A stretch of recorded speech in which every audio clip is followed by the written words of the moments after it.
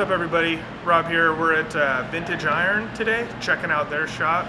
Gonna walk around, probably talk with Mark a little bit, look at a couple EV builds they've done, and obviously, as you can see, they've got all kinds of cool stuff in this shop.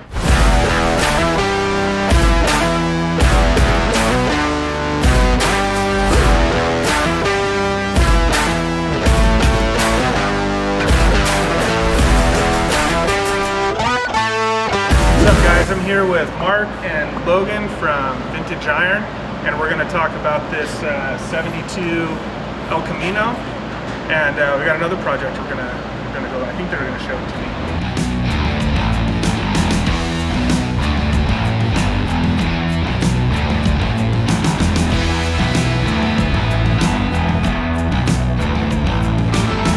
Tell me the story. How is this a customer build? Is it something you guys decided to do? This is a shop build. We had this car. It was ready for the junkyard. We figured a perfect candidate. We gutted it and then just built it up from the ground. Part of the other reason why we thought the El Camino was going to be a great idea was because of the pickup bed for batteries, which it did play a good part in. There's 240 batteries here in the rear, and then we've got 120 up in the front. They're double stacked, and then they're all ran in parallel and series together to get our 130 volts that we're working with. 130 volts for the dual net gain. Yeah, dual net gain Hyper 9 motors. And so, what's the kilowatt hour on the pack? 66.6 is our kilowatt hours. We've got our chargers back there on the outboards, and then we've got our DC to DC converter, and then we've got our junction points that we have for our positive and negative, as well as our fuse block there for the high voltage.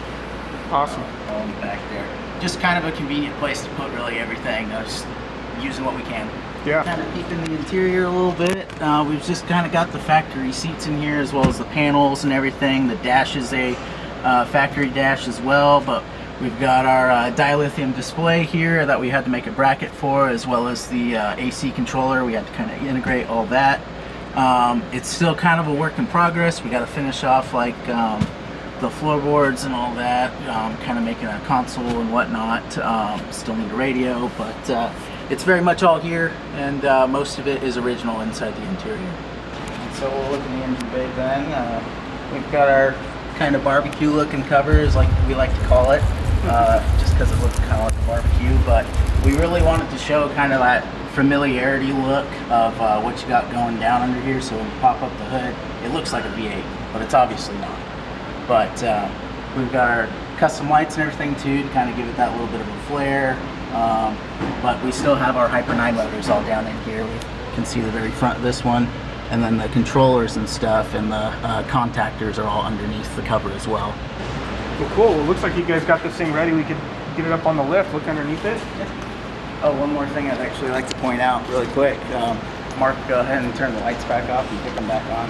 We just kind of did this just to kind of like give it that, hey, I'm an electric car type of thing. So go ahead, Mark. Yeah, so we just got the beam going and everything. So kind of a fun little thing.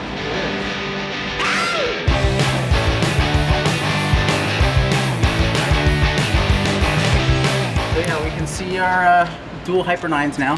And then, like we said before, we've got our torque trends, torque box, and then just your traditional drive shaft back to our 92 Thunderbird independent suspension in the rear. As far as like future things to come with this, we're going to put a belly pan, just so it's more aerodynamic on the bottom too, but to also kind of help kind of protect the components and the cables and whatnot. Look at the 92 Thunderbird suspension. We had to make our own mounts and brackets and everything in order to fit it up in there. We've got coilovers on that, coilovers in the front. And then for the torque box, we had our box, or our pump here as well for that. We currently have it off right now, just because we're still kind of working with the plumbing of it and everything, getting the levels correct and whatnot. So for now, it's just the torque box is sealed, and heat and temperature is doing all right. So we're kind of just playing with it as we go. Cool.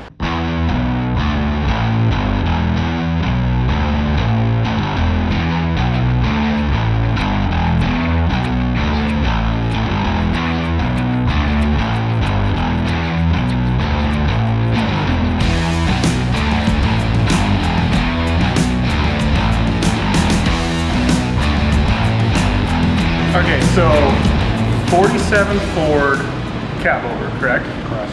And what's the story on this? Customer? This is Okay. a customer car, Okay. truck. Yeah, yeah. And what are the demands, or what do they want out of it? This one is really funky.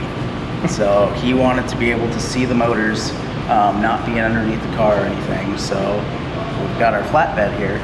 What his ideas are is he wanted to originally see the dual Hyper 9s that we did in the El Camino. Okay. But we were kind of him and Han and talking about, okay, well, we've done Hyper 9s, what else can we do? And so we've got the revolt motor coming for this. And so we're gonna have the revolt motor. Wait, hold on a minute. You're putting a revolt system in this cabover. Yep. We're doing the revolt. And with the help of a V drive, we're gonna have the revolt up here, Okay. down to the V drive, and then back Okay, down I to- happen to love wakeboarding and wake surfing, so I spent on a lot of different V-drive boats, so very familiar with that. Are you going to actually use like a marine V-drive? I mean, that seems like it'd be the easiest or best way to do it. Yeah. So we've got a guy that's currently building it right now. He said it should hold up to the torque. Okay. We're kind of just gonna see what happens when we throw it in, but. Yeah, no, it's definitely going to be wild and out there, and I haven't seen a V-drive electric car yet. Yeah, no, this is one of a kind for sure. But he wanted to be able to look underneath and see we're probably going to have the batteries and whatnot underneath the bed here, so that explains the catwalk material that we're working with. Plenty of room for them though. Yeah, yeah. And so like we're playing with maybe putting like fake transformers or something from like telephone poles or something on the sides, like saddle tanks for electric. But it's not going to get painted. It's just going to be very ratty the way it is, and obviously electric and out there and there. Yeah, that's cool. Kind of pop to the front of it a little bit and kind of give what we're thinking about here. So we've got our front area. Kind of just made that so it can open up. But we had to do a lot of things in order to kind of like think about where we're going to put stuff and whatnot here, obviously, just like the El Camino. My idea here is to have a bracket here and then have the charge port to where you pull into your spot and just plug it in. That'd be cool. Right up top. Yeah. Like you're filling up your radiator or something back in the day. But doing like steering and everything with this being a COE and getting it down to the Mustang 2, we had to do one of these guys, the drop, in order to make that fit and have the angle correct on the steering wheel. Just you don't want to be bussing it. You want to actually sit in there, be comfortable. So it's going to be very interesting for sure. All right, guys, so that's a wrap. Big shout out to the guys here at Vintage Iron. Thanks to the team for letting us come through their shop, check out these vehicles. And for more on Vintage Iron, you can check them out in the description below.